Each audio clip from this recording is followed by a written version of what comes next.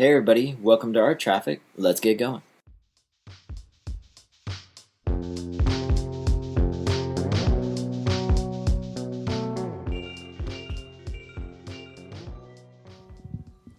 Thanks to listener Christine for suggesting that we interview Linda Viejo. That was a great interview. Keep your ideas coming.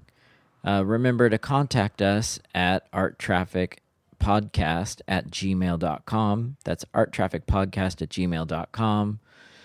And if you want to hit us up on Instagram, it's at Thomas Adams Art or at Art Traffic LA, which is new. Also, we have a Twitter now. Yeah, and it's Art Traffic Pod, at Art Traffic Pod, if you want to hit us up on Twitter.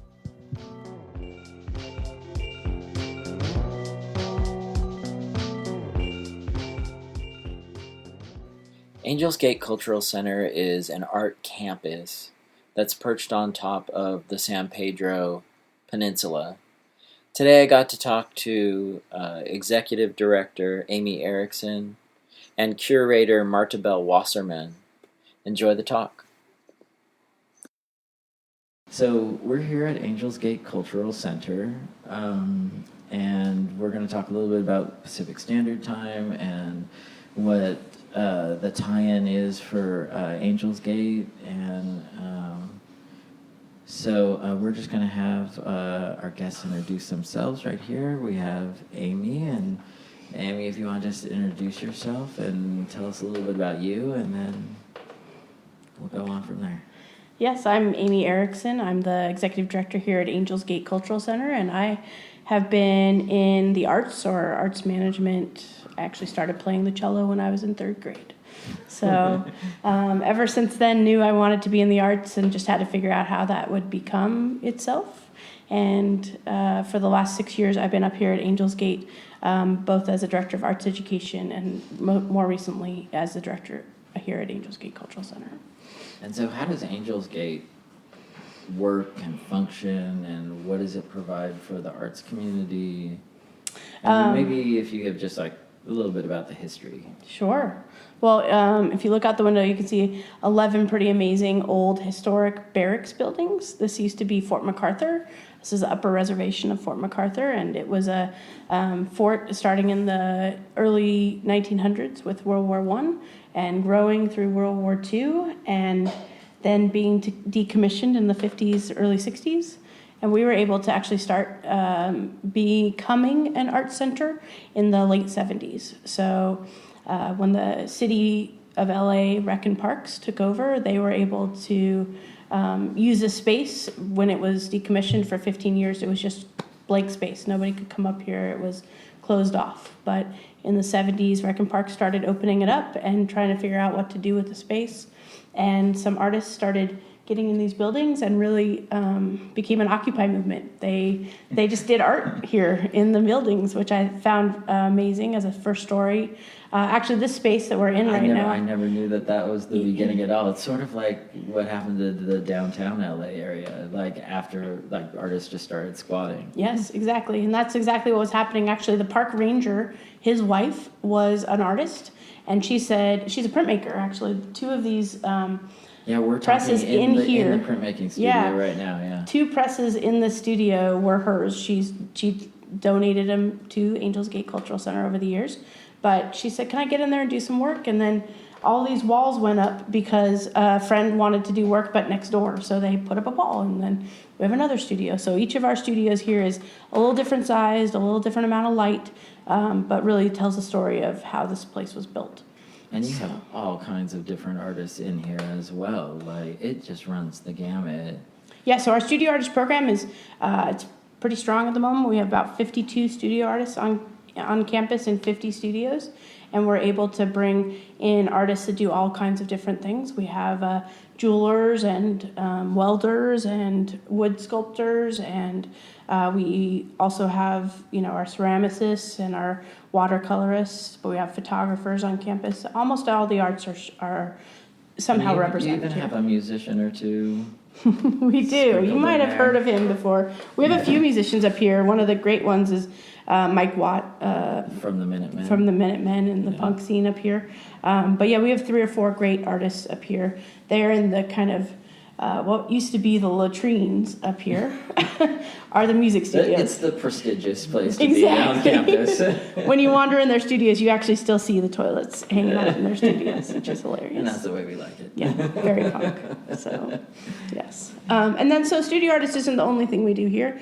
Of course, we have a gallery program, which I know Marta Bell will talk more about, but we also have an arts education program. So part of that park allowing us to take over in the 80s was that we became a 501c3 and we did art for the community. So just in this print room itself, the print studio, we have community classes every week. And we have 3 other large classrooms on campus that we see about 21 or 22 classes throughout the week in different art forms. All the way from, your usual ceramics and painting and drawing. We have a figure drawing class that's been here for 30 years, which is pretty amazing. That is incredible. And then we have the oldest Curator archery dojo in California. This place continues to amaze me. Like, I've been up here for 2 months, and I still, So every other Saturday, you could amazing. wander off to Building H, where you would see or participate in the archery demonstrations they do every other week here. They work in a building. They do archery in a building, but Kyudo, Japanese archery, is really about the meditation and the pose of the art as a martial art. Yeah. So it's amazing to be able to have them here. Yeah, and the breathing and all that. Yeah. So, okay, so that's a little bit about you, a little bit about the history. So, and then you guys are now in cooperation with Otis College of Art and Design, working on a project for Pacific Standard Time. Okay, so now we have Marta Bell, and you are the curator here. And so why don't you tell us a little bit about you and whatever background you want to give us. My name is Marta Bell Wasserman. I'm from the East Coast. I'm from Rhode Island. I came to LA 7 years ago to go to graduate school. And there I really became interested in more social practice, and my work kind of morphed into a curatorial practice. And I was very drawn to this job because the title was Curator of Community Engagement. So that struck me as being very focused on interactive projects and projects that had a kind of outward reach. So I've been here for 2 years. We've done a lot of site-specific stuff because, as you've talked about, it's an amazing place with all of these layers of history. Yeah, so I'm interested to hear about, so compared to a lot of the people we interview, a lot of people born in LA, raised in LA, you come to it, how do you like it? I love it. It was very easy to get used to. Oh, yeah. It was kind of an instant fit. I felt very comfortable moving around here. I think I sort of have a LA affect, but maybe with the Rhode Island accent. To Rhode Island. Mm-hmm. Yeah.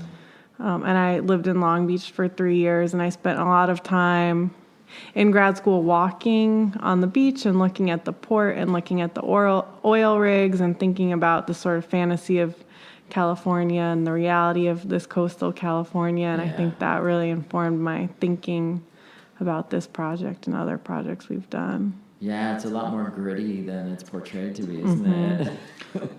Yeah, I mean, it's funny, LA, and it's something that we keep running into with artists too. LA has a lot of heart and soul, and people don't give it a lot of credit for that, and it actually has kind of a lot of grit.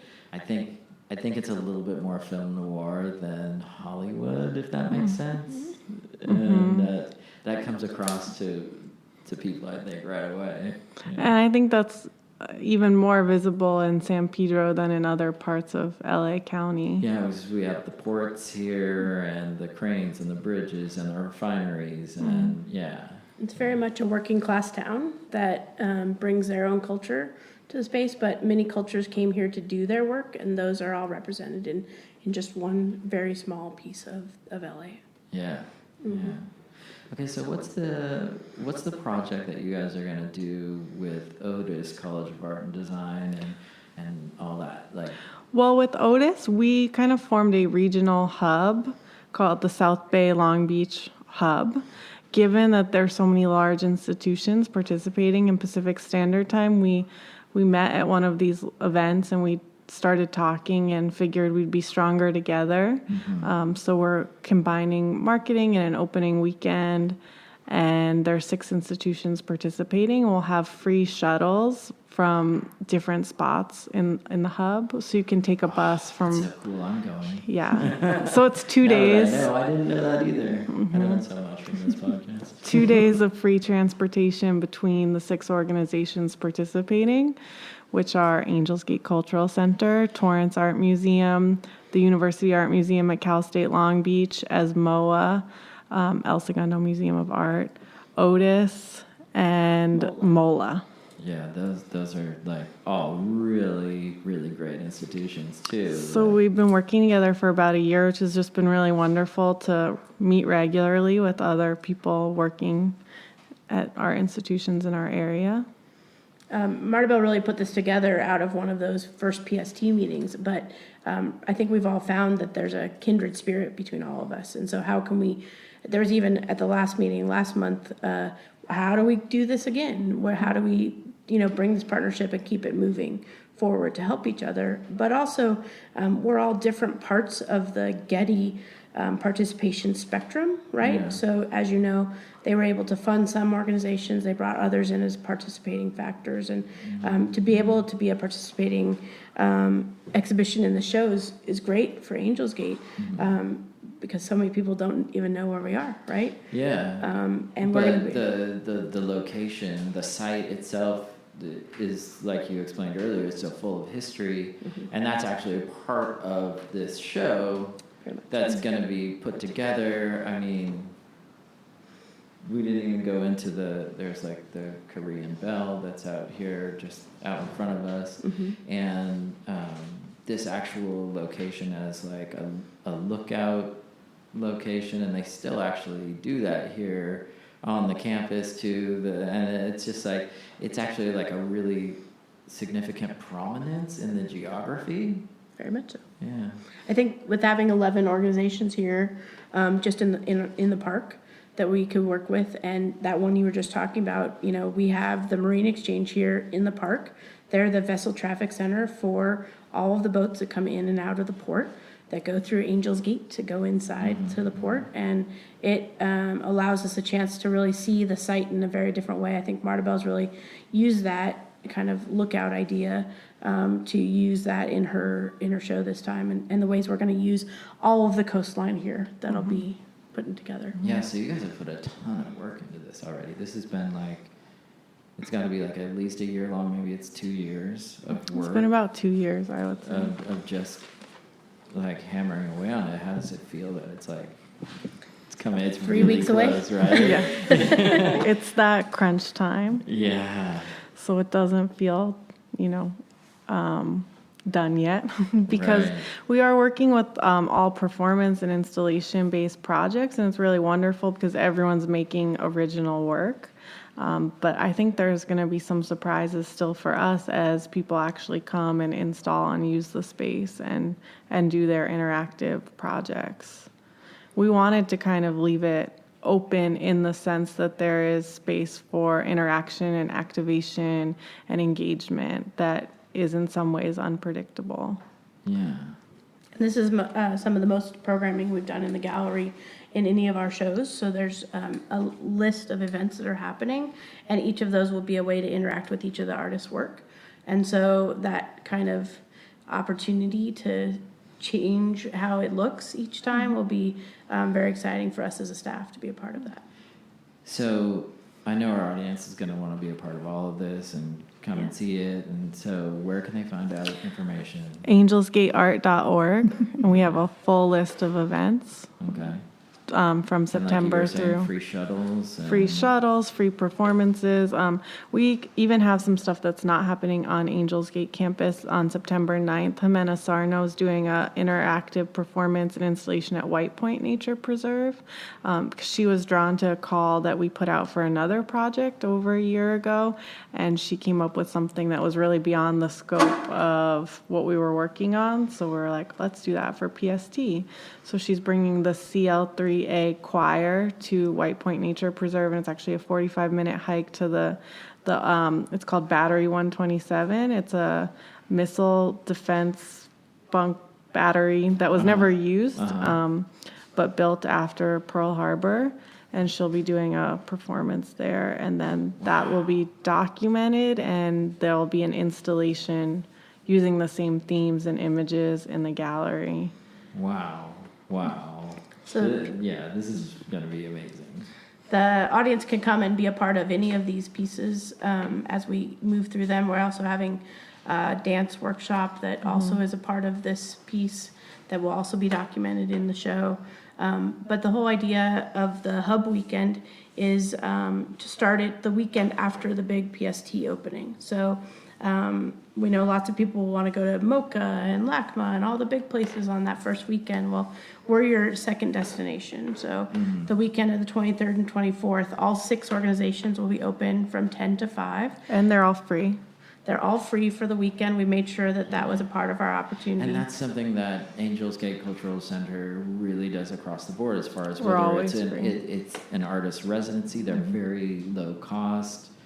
I know I began my association with Angels Gate just because I needed a place to print make, and found this place, and it's mind-blowing how great it is, and how I shame myself that I grew up there. I've been living in Long Beach for 27 years, and I didn't. I knew it was here, but never took full advantage of what's here. It is an incredible facility. It's amazing. The amount of opportunity in this space is pretty incredible. And as you said, the Studio Artist Program is, we don't go over $1.25 a square foot in your space to be able to have a studio. And in it's LA up County, here, that's crazy. And this location is it's kind the of incredible. most beautiful place. Yeah. I don't know, one of the most beautiful places in LA. And my life was very similar. I lived in Long Beach my entire life. I still live on the same street there. And I came over here all the time to fly kites at the Korean Bell, which is literally 200 yards down the hill here. Yeah. And we just didn't come up and see what these buildings were. And it also has, changed the idea of how Angels Gate Cultural Center sees itself and sees its place in the community. So up until 3 years ago, there was not a sign on every building that said, "This is what we do here, come in." Okay, yeah. That has changed. I think the way that we bring in new studio artists is really talking about community and how do you want to be a part of the community. And so all of those things allow it a different aspect in the community. And so hiring somebody like Marta Bell is an important thing, because she just reiterates that and brings more of that into the practice. We've been very lucky to have Marta Bell. I mean, to be able to have somebody that's connected in different groups in Los Angeles and all abroad has really helped to bring different kinds of artists here, but also to show how their community can come here and be a part of Angels Gate, because that's why it's so important to us that we show different artists in our gallery that can bring their own group and their own ideas to the space. Yeah, and Marta Bell's been a big part of that for the last 2 years. It's been great.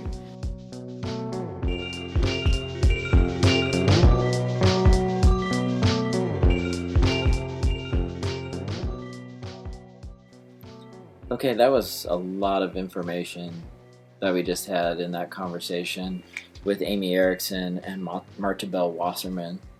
I'm going to give you some of it here again today in a little bit more concise picture.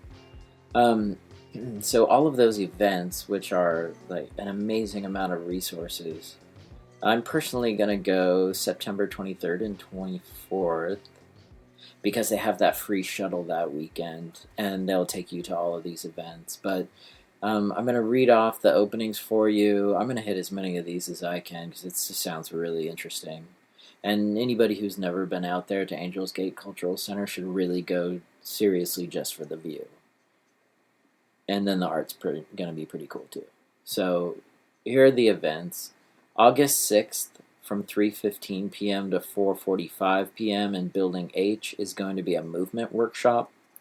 September 9th, 6 p.m., White Point Nature Preserve, which is close by to the Nature Center, but is not exactly there, so Google that for sure before you go, is going to be From Sea to Shining Sea with Jimena Samo.